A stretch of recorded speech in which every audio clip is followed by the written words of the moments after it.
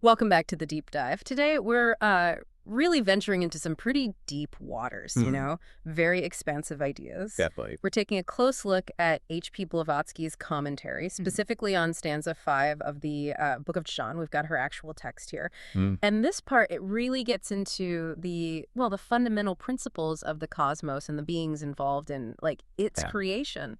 It's definitely complex stuff. Very symbolic, works on, multiple levels. Our aim here is really to try and pull out the key theosophical ideas about how the universe actually formed Right. and the roles of these primordial entities, the energies involved. Think of it like we're trying to uncover the ancient blueprints of the cosmos. Okay, blueprints. I like that. Mm. So let's dive right in. One of the first big points Blavatsky makes is about terms like the Builders, the Lipika, Sons of Light. She says these aren't just, metaphors. No, not at all. She argues they're actual foundational beings, real entities. And what's the significance of seeing them as real? Why is that distinction important here? Well, the core idea is that theosophy puts forward this concept of a real active intelligence behind creation. It's different from views that see the universe just kind of emerging from impersonal forces. Okay. And Blavatsky specifically contrasts this with the idea that a unique soul is created for every single person at birth. Instead, she talks about this vast evolutionary journey for spiritual intelligences. And these primordial beings, they represent sort of essential stages or roles within that huge cosmic process. So it's like a really, really long-term spiritual development, a kind of cosmic ladder these beings have already climbed parts of. Exactly. That's a good way to put it.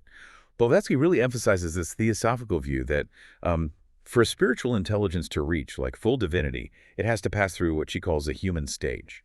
On Earth, or? Not necessarily just Earth, no. Yeah. It seems to mean any realm where spirit and matter find a necessary balance for experience. The key thing is gaining that direct experience, that self-awareness, through being embodied. Right.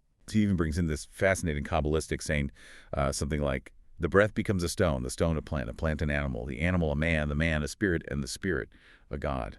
Wow. Yeah, it really paints a picture of consciousness just unfolding stage by stage. That whole evolutionary progression, it does seem to pop up elsewhere, doesn't it? Blavatsky mentions Hegel, I think, the unconscious becoming self-conscious. Right, and she also connects it to the ancient Hindu Puranic idea of Brahma having this inherent desire to create. It's like she's weaving together threads from different philosophical looms, Trying to show a universal pattern. Yeah, if you tie it all together, it really underscores this core theosophical idea. Divinity isn't just handed out, it's achieved, earned through this internal evolutionary journey.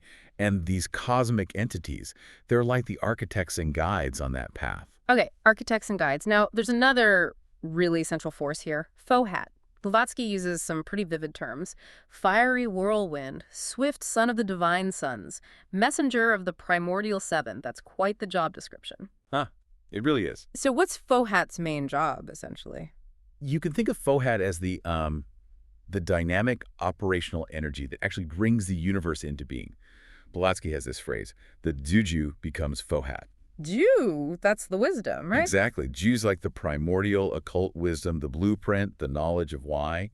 Fohat is the active power, the medium that takes that wisdom and makes it manifest. Jew is potential. Fohat is action. Got it. So Jew designs the building, Fohat actually gets the crew working and puts up the walls. That's a pretty good analogy, yeah. In the manifested universe, Fohat is described as the force that differentiates the ultimate unity, into two, duality, and then three, the Trinity. Okay. And then it keeps going, aggregating the basic elemental atoms into all the structures we see. It's the energy behind diversification. And it's active, not just passive. She calls it personified electric vital power, the transcendental binding unity of all cosmic energies. Sounds incredibly dynamic. Oh, absolutely. And what's really fascinating is the metaphysical side, Fohat, as the objectivized thought of the gods. Thought. Yeah, like the thoughts of these high-level creative beings made tangible, made active. It's also the messenger of cosmic and human ideations, linking the mental and the physical. It's the current in the universal circuit, basically. Okay. Blavatsky also mentions a secondary aspect linking Fohat to things like solar energy, this electric vital fluid. And then she makes this claim, which was pretty bold for her time, that electricity itself is actually a form of atomic matter.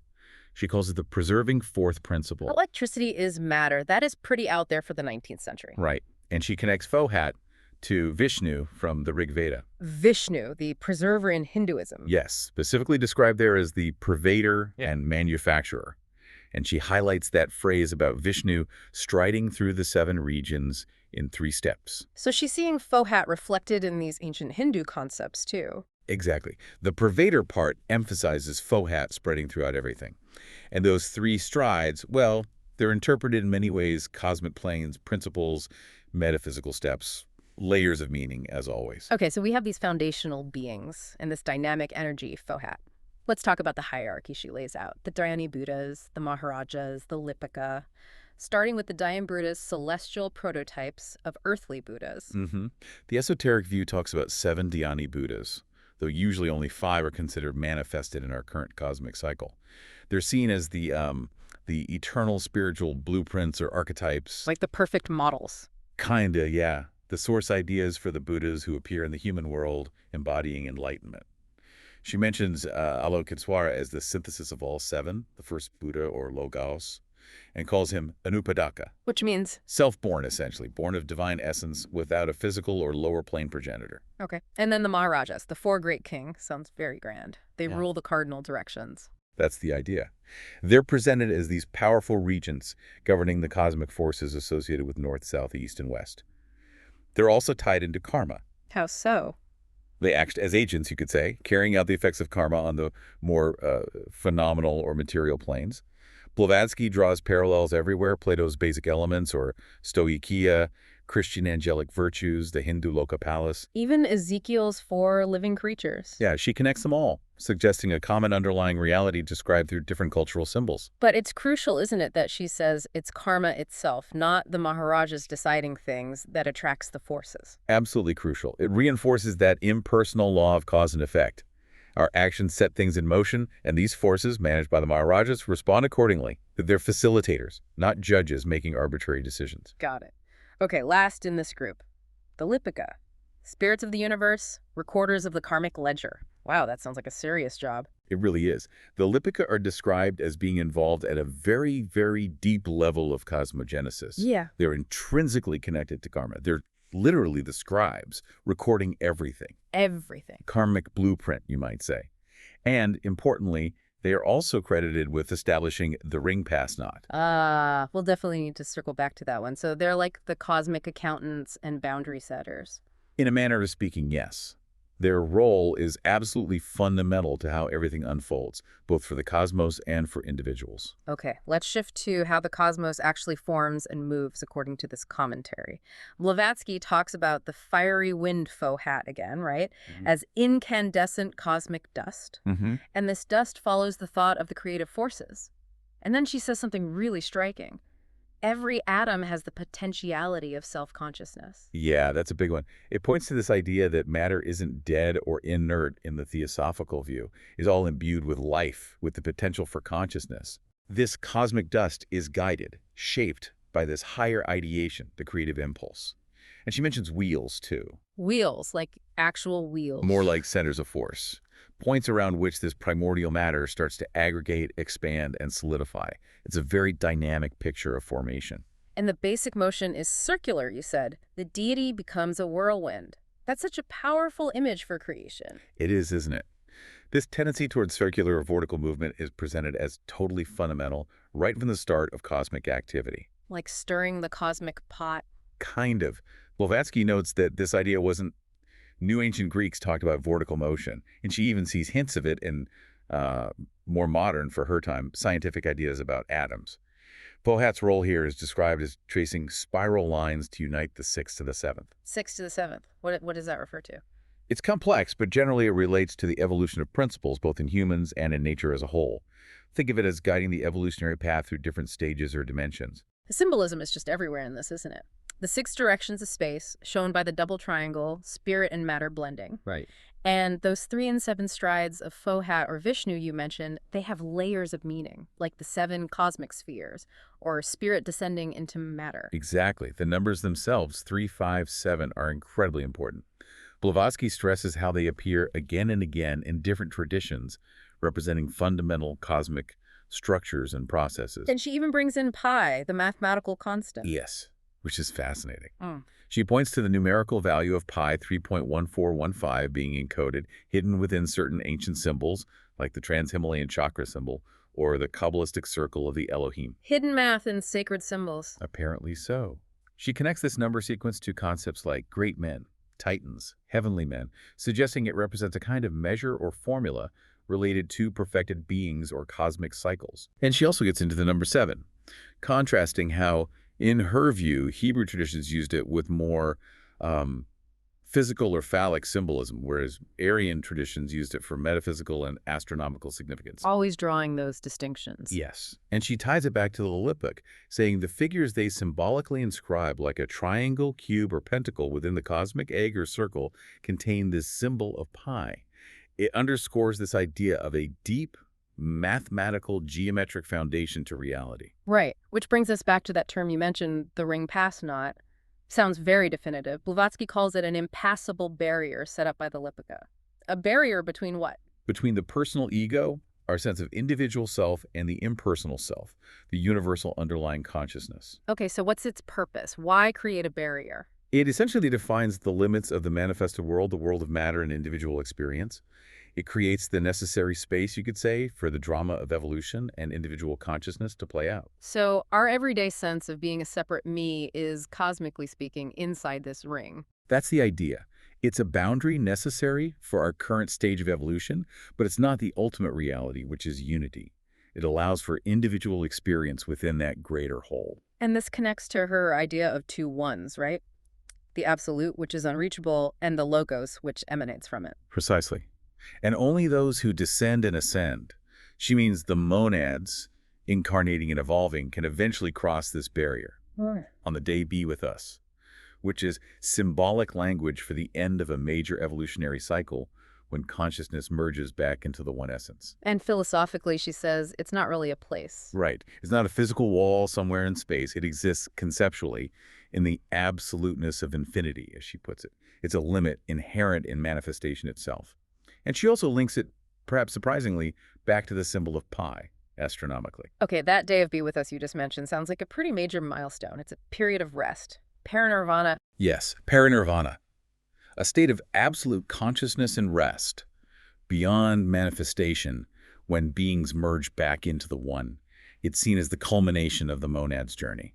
The monad's septenary gyration, she calls it. Hold on, let's unpack that. What exactly is a monad in this system? Okay, good point. Think of a monad as the core unit of consciousness, an individual spark of the divine, the enduring self that undertakes the whole evolutionary journey. The spark that travels through stone, plant, animal, man. Exactly. And the septenary gyration refers to its journey through the sevenfold nature of the cosmos, the different planes or spheres of existence. It's like a grand 7-stage cycle of experience it has to complete. Before it can go home, so to speak. Before it can reassume its primeval essence, at the threshold of parinirvana.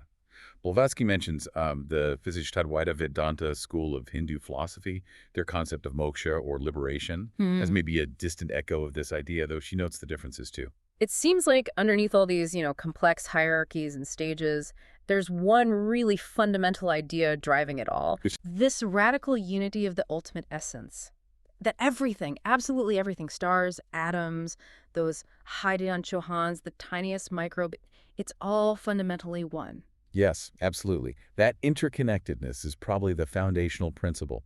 It's everywhere in the Secret Doctrine. Blavatsky uses that beautiful image, a dialogue between a master and a student, the Lanu, about one single flame and its countless individual sparks. Each spark is unique, yet ultimately part of the same flame.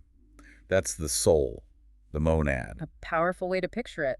And even the name Brahma, she points out, relates to boundless and infinite expansion, further emphasizing this all-encompassing oneness. And within that oneness, fire seems special. She calls it the most perfect and unadulterated reflection of the one flame, even divine substance. Fire holds a very high place, yes. Yeah. It's seen as the closest phenomenal representation of that ultimate unified spiritual source. The origin and, in a sense, the end of all material things. Divine substance. She even suggests that ancient fire worship, which often gets dismissed or misunderstood, actually held profound truths about this eternal divine essence, the uncreated light. More truth, maybe, than some modern scientific ideas. That's quite a claim. It is. And she uses that phrasing from one light, seven lights, from each of the sevens, 7 times 7, to illustrate how manifestation emanates out from the single eternal deity, like light refracting. Okay, so weaving through all this explanation of esoteric cosmology, Blavatsky also offers quite a few critiques, let's say, of other systems. Oh, definitely. She constantly contrasts these esoteric teachings with what she considers the more literal or surface-level interpretations found in many exoteric religions, Hinduism, Kabbalah, Christianity. Arguing for a deeper hidden meaning they might have missed or obscured. Exactly. She suggests, for instance, that the Christian Trinity actually derives from older, heathen, and archaic occult concepts like the triangle. She also critiques interpretations of Jewish scriptures for what she alleges is phallic symbolism, contrasting it with the metaphysical focus she sees elsewhere. And what about science? How does she view that? She sees modern science, of her time, remember, as making progress on the material level, understanding the physical world. But she argues it's fundamentally limited by its materialistic bias. Because it can't account for consciousness. Right, or spirit, or higher states of being. She basically says science hits a dead wall when it tries to explain these deeper aspects of reality using purely materialist tools. It can describe the how of phenomena, but not the why, or the consciousness behind it. A persistent debate, even today. Okay, so let's try and pull this all together. It's been a massive dive into just one stanza's commentary. It really has. We've covered the idea of real cosmic entities like the Builders and Lipika, the dynamic role of Fohat as the cosmic engine, this complex hierarchy of celestial beings, the universe forming through guided dust and vortical motion. The deep significance of symbols and numbers like pi and 7, the concept of the ring past naught, is this crucial boundary. And the ultimate journey of the monad, the soul spark, towards reunion and paranirvana, all underscored by this fundamental unity of everything. It's definitely a vast, intricate cosmology she presents. Absolutely. It offers, a radically different way to look at where everything came from and how it all works, emphasizing this profound interconnectedness. A view where consciousness isn't just a fluke of matter, but fundamental to the cosmos itself. So maybe something for you, our listener, to think about. If you really take on board this idea of fundamental interconnectedness, that the builders, the atoms, you yourself are all ultimately expressions of one essence, how might that shift your perspective, your sense of place, maybe even your actions within this immense cosmic picture? It's certainly a challenging and perhaps inspiring vision from these ancient teachings.